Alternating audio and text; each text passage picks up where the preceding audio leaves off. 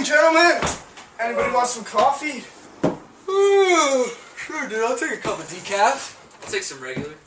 Well, fudge that. I want hot chocolate. Alright, well, it's a mixed variety of requests, but I'll do my best. Good thing I have 2 pots. But this one, it's already full. Wasted coffee. That's disgusting. What do I have to make 3 pancakes? Just how clean that one. I can put the regular in this. And oh yeah. Make the hot chocolate in this. Is the founder and chairman of Green Mountain Coffee Roasters. Yo, guys, check it out. Green Mountain. The Lion. One of the greatest success stories of the $30 billion American coffee industry can be found here in the Green Mountains of Vermont. People appreciate a good product. It begins with a free-spirited entrepreneur who took a breakthrough idea all the way to the top. What do you make of the success of your company? You believe it? Oh, I believe it. Why not? Robert Stiller is the founder and chairman of Green Mountain Coffee Roasters, a company that now supplies the lion's share of single-serve coffee. 80% market share. I don't know too many businesses that can say that. It's a great product.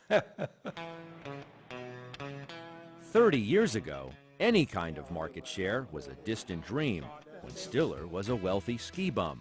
It started with a cup of coffee after a day on the slopes. I used to come up to Sugarbush and ski, and there was a shop that opened that was roasting fresh quality coffees from around the world, and it was so much better than any coffee that I had ever experienced. Most people have a cup of coffee, they don't think anything of it. You had a cup of coffee and it almost changed your life. Certainly that cup of coffee did change my life. We bought the company and started opening up some retail shops. Green Mountain has brought Stiller a fortune, but it's not the first time he's hit it big by catering to our vices. He was already a millionaire, living the high life in the high altitudes of Vermont, after selling a company he'd made a bundle off of, Easy Wider rolling paper. Where did the idea for Easy Wider come from? A friend of mine noticed that everybody would put 2 pieces of paper together. They would glue them together and was like, why doesn't somebody just make a paper that's wider? You must be a cult hero Well, some among people... marijuana smokers. Stiller may have hit it big with potheads, but the specialty coffee market proved a tougher one to crack. People were still in the habit of buying their coffee in a can from the supermarket. Let's say it started a lot slower than I thought it would. Is it true that you lent the company $1 million? Oh, easy. And then some? And then some, yeah. Green Mountain eventually made its way into gas stations, convenience stores, and hotels. And then came a move that would change the company forever. In 2006, Stiller struck liquid gold when he bought Keurig Incorporated. But this is nice. You're constantly getting a freshly brewed cup of coffee. In a single stroke, Green Mountain became the biggest player in single-serve coffee. Using the K-Cup technology. This is the machine that is changing the way consumers prepare and enjoy coffee. All because of that? All because of that system. That sounds like a sales pitch. It is a sales pitch, but you try it. Larry Blandford is Green Mountain's most enthusiastic salesman and its CEO.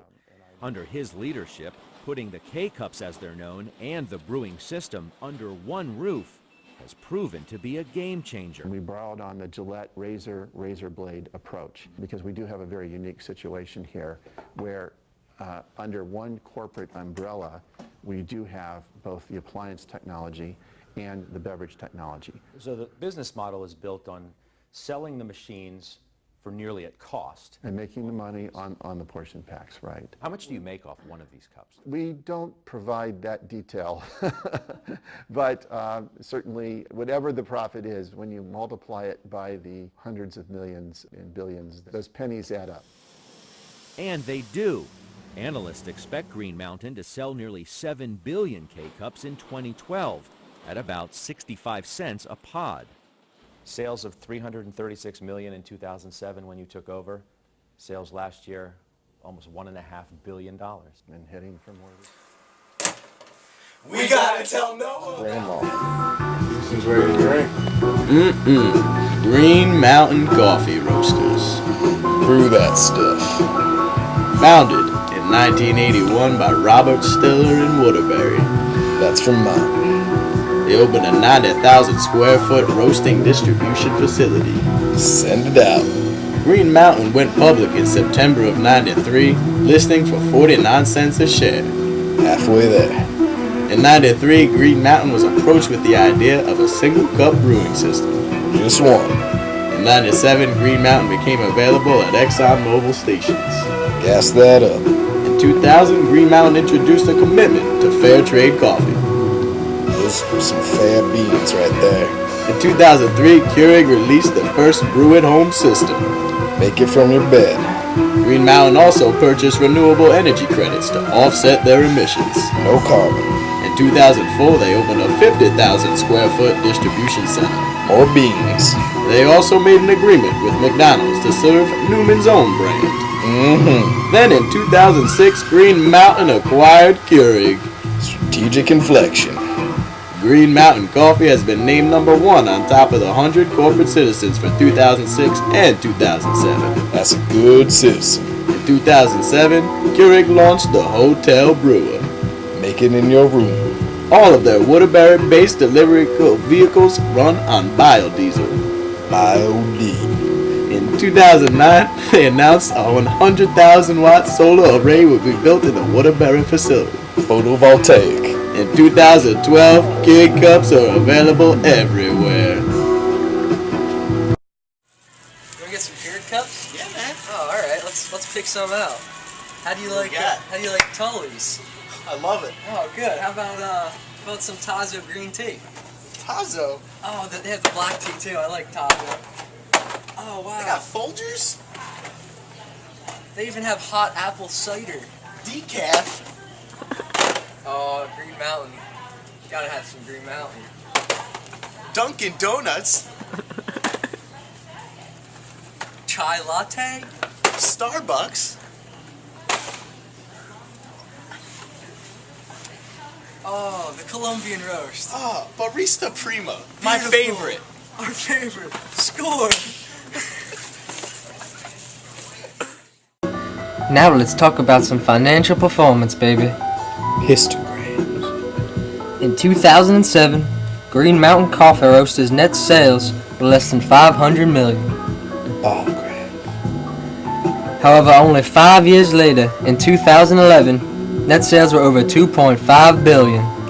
500%. 10 times 10 times 5. Now let's look at some stock graphs. That's abnormal distribution right there.